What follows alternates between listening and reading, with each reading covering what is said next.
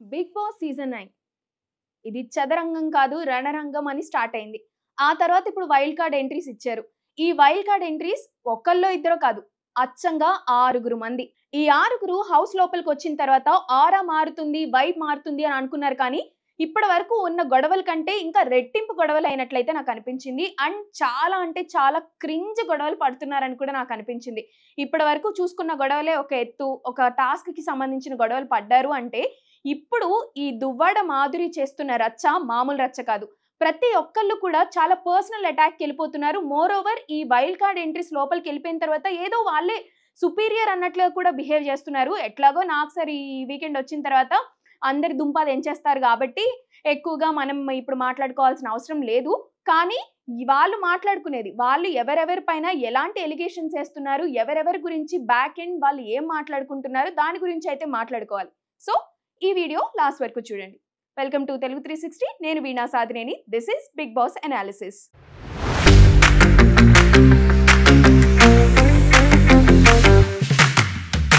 Sreeja eliminate అయిపోయిన తర్వాత house లో చాలా వరకు గొడవలు తగ్గుతాయి, ఈ నాయిస్ పొల్యూషన్ లేకోకుండా ఉంటుంది అని చెప్పేసి అందరూ అనుకున్నారు. కానీ ఈ దువ్వాడ మాధురి శ్రీజాని రీప్లేస్ చేస్తున్నట్లు కూడా అనిపించింది. ఇంకా ఆయేష గురించి చెప్పాలి అంటే ఆయేష ప్రియాని రీప్లేస్ చేస్తున్నట్లు కూడా కనిపించింది. ఎందుకంటే ఫస్ట్ ఆఫ్ ఆల్ వాయిస్ చాలా వరకు మ్యాచ్ అవుతుంది. సెకండ్ థింగ్, ప్రతి మాట మాట్లాడినట్టు ఉండదు, ప్రతి మాట కొట్టినట్టే మాట్లాడుతున్నారు. వాళ్ళకి ఆబ్వియస్లీ ఇప్పుడు ప్రజెంట్ కొత్తగా వచ్చారు కాబట్టి ఎలిమినేషన్, నామినేషన్స్ ఇలాంటి గొడవలేమి ఉండవు కాబట్టి యాక్చువల్ గొడవలు పెట్టేసుకుంటున్నారని అయితే అనిపించింది. ముఖ్యంగా దువ్వాడ మాధురికి హౌస్ లోపలికి వెళ్ళేంత వరకు కూడా కొద్దో గొప్ప మంచి పేరు వచ్చిందనే అనుకోవాలి. అంతెందుకు మా ఇంట్లో వాళ్ళు లేదంటే మీ ఇంట్లో వాళ్ళే అని అనుకుంటారు. ఆమెకి నచ్చింది ఆమె చెప్తుంది, ఆమెకి నచ్చింది ఆమె చేసింది, ఎట్లాగో వాళ్ళ ఆయనతో హ్యాపీగా ఉంటుంది కదా అన్న ఇంటెన్షన్తో ఇప్పటి వరకు ఉన్నారు. కానీ ఇప్పటి వరకు ఉన్న ఈ పేరును కూడా, ఉన్న ఆ కొంచెం గుడ్ నేమ్ని కూడా మొత్తం ఖరాబ్ చేసుకొని బయటికి రావాలని ఆలోచిస్తున్నారో ఏమో తెలియదు. కానీ ఖచ్చితంగా జరుగుతుంది మాత్రం ఇదే. ఈ 6 ఒక్కొక్కరికి ఒక్కొక్క సూపర్ పవర్ ఇచ్చారు కదా. ఆ సూపర్ పవర్ కోసం ఒక్కొక్క హౌస్ మేట్ ఎవరైతే ఆల్రెడీ హౌస్ లోపల ఉన్నారో వాళ్ళంతా మిగతా ఈ కొత్త వచ్చిన వాళ్ళతో కొంచెం ర్యాపో బిల్డ్ చేసుకోవడానికి ట్రై చేస్తున్నారనమాట. ఎందుకంటే వాళ్ళ దగ్గర సూపర్ పవర్స్ ఉన్నాయి కాబట్టి ఆ పవర్ని వాళ్ళు ఎప్పుడైనా యూజ్ చేసుకోవచ్చు. కాబట్టి ఆ యూజ్ చేసుకునే టైంలో వీళ్ళని కూడా పరిగణలోకి తీసుకొని, అంటే మైండ్లో ఉంచుకొని దానికి తగ్గట్టుగా డెసిషన్ తీసుకుంటారు అన్న ఆలోచనతో ఇప్పుడు ఆల్రెడీ ఎవరైతే ఇన్ హౌస్ మేట్స్ ఉంటారో వాళ్ళందరూ అలా ఆలోచించి చాలా తగ్గి ఉంటున్నారనమాట. నిజం చెప్పాలంటే చాలా కొద్దిగా మాట్లాడుతున్నారు, చాలా కొద్దిగా రియాక్ట్ అవుతున్నారు.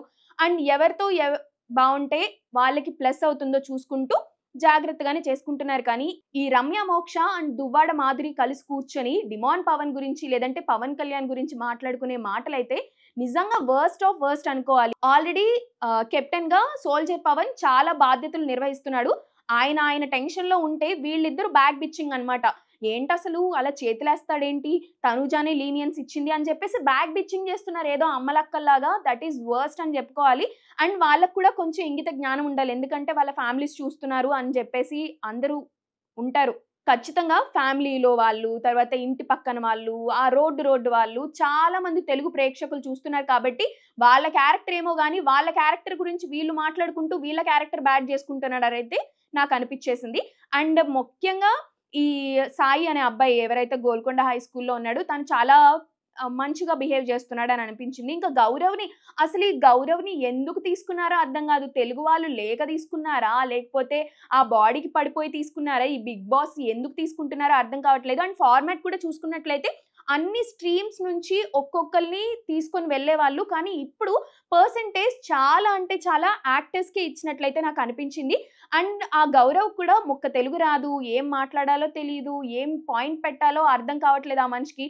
ఆ అబ్బాయి మాట్లాడుతుంటే హౌస్ మేట్స్ ఎవరికి అర్థం కావడం లేదు. ఫస్ట్ ఆఫ్ ఆల్ ఆయన ఏం మాట్లాడడం లేదు, ఆ మాట్లాడే కొద్ది గొప్ప మాటలు అయితే ఎవరికి అర్థం కావట్లేదు. సో అసలు అతన్ని ఏం చూసి సెలెక్ట్ చేశారో, అసలు ఎందుకు ఆయన లోపలికి వెళ్ళాడో, ఈ వీక్ అంటే తనకి ఎప్పుడైతే నామినేషన్ స్టార్ట్ అవుతాయి, ఎలిమినేషన్ స్టార్ట్ అవుతాయో నాకు తెలిసి ఈ గౌరవే ముందు వచ్చేస్తే బెటర్ అని నేను అనుకుంటున్నా. కానీ ఈ వీక్ చూసిన తర్వాత నామినేషన్ స్టార్ట్ అవుతుంది కాబట్టి ఎవరికి ఎవరు ఫేవరబుల్, ఎవరికి ఎవరు ఈ అన్వర్తి అని ఉంటుందో అప్పుడే హౌస్ మేట్స్ అయితే బయటకు పంపించేస్తారు. కాబట్టి చూడాలి మరి ఎట్లా ఉంటుందో.